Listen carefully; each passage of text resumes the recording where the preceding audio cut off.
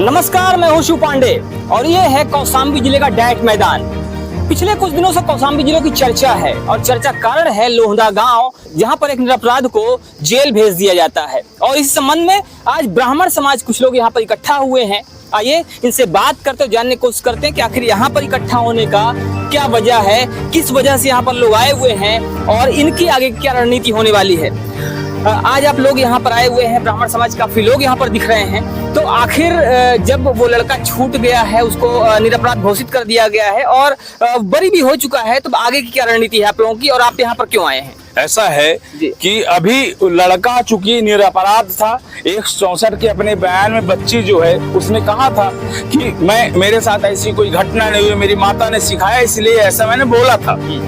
लेकिन जो उसके बाद हुआ, जब बच्चे प्रदर्शन कर रहे थे, उनको ऊपर निर्दोष बच्चे प्रदर्शन कर रहे थे, अपनी मांग के लिए कर रहे थे, शांतिपूर्ण प्रदर्शन कर रहे थे, जो है पूरी तरह संवैधानिक था, किसी प्रकार का बल प्रयोग नहीं कर रहे थे। तो इसके बाद पुलिस ने गुंडागर्दी करते हुए कुछ पुलिस वालों ने, जिन्होंने पहले ये फर्जी मुकदमा बनाया, ये जो पूरी रणनीति रही, उन्होंने अपनी नौकरी बचाने के लिए ये लाठीचार्ज कराई। तो इस साजिश में जितने लोग शामिल हैं, जो पुलिस वाले लाठीचार्ज में शामिल हैं, ये फर्जी मुकदमा के लिए जो जिम्मेदार है और जो ये अज्ञात और प्रदर्शन के बाद जो मुकदमा लिखा गया है, उसको हटाए जाने की मांग को लेके आज जिला मुख्यालय डाइट मैदान पर विभिन्न संगठनों के माध्यम से डीएम साहब को राज्यपाल और राष्ट्रपति के नाम संबोधित ज्ञापन सौंपा गया और मांग की गई कि सभी निर्दोष जितने लोग हैं उनके खिलाफ जो मुकदमे लगाए गए उनको हटा दिया जाए और साथ ही एक जो दोषी है, पुलिस वाला, अधिकारी, वो चाहे जितनी बड़ी रैंक में हो और वो चाहे जितनी छोटी रैंक में हो, सबके खिलाफ कार्रवाई तक ये लड़ाई चलती रहेगी। तो जो भी दोषी हैं उनके खिलाफ लड़ाई चलती रहेगी, उनको हटाया जाए, इसकी मांग यहाँ पर की जा रही है। किसको दोषी मानते हैं आप? ये जो आप बात कर रहे हैं लाठीचार्ज की, और ये जो केस लगाया गया, जो निर्दोष व्यक्ति पर ये घटना उसके साथ की गई, उस पर किसको दोषी मानते हैं? देखिए, जो अभी तक चूंकि कई दिन की घटना हो गई है, काफी कुछ खुल के बाहर आ चुका है।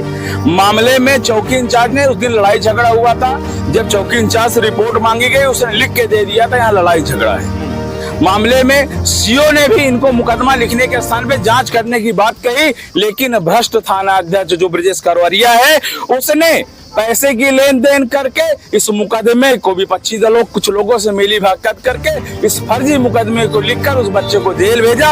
और जिसका ये परिणाम रहा कि आज पूरा कौशाम्बी जल रहा है, पूरा प्रदेश में इस बात को लेकर अशांति फैल गई है, एक अस्थिरता जैसी हो गई है, जिसके लिए पूरी तरह से जिम्मेदार मैं खुद उस कोतवाल ब्रजेश करवरिया को मानता हूँ, जो पैसे पर बिकाऊ व्यक्ति है।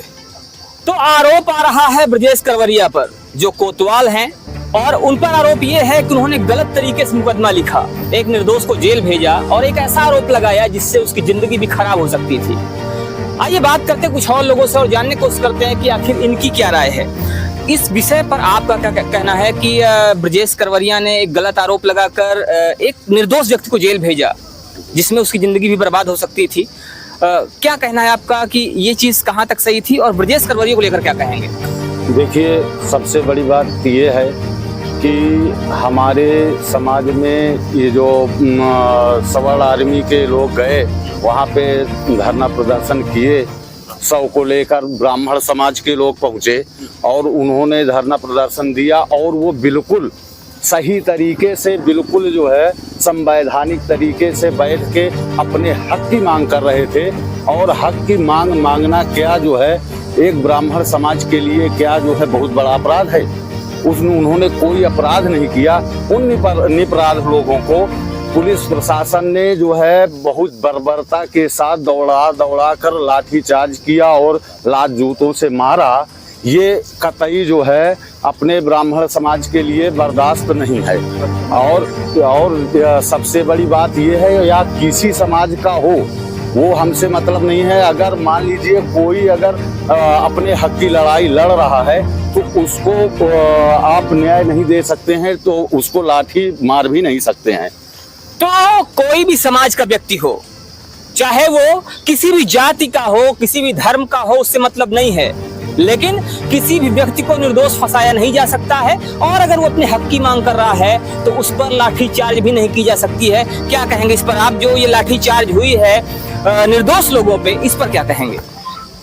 मैं ये कहना चाहूँगा कि ये जो लाठी चार्ज हुई है बिल्कुल गलत हुआ है, क्योंकि जब शांतिपूर्ण ढंग से आंदोलन हो रहा था तो लाठी चार्ज करने की जरूरत नहीं थी।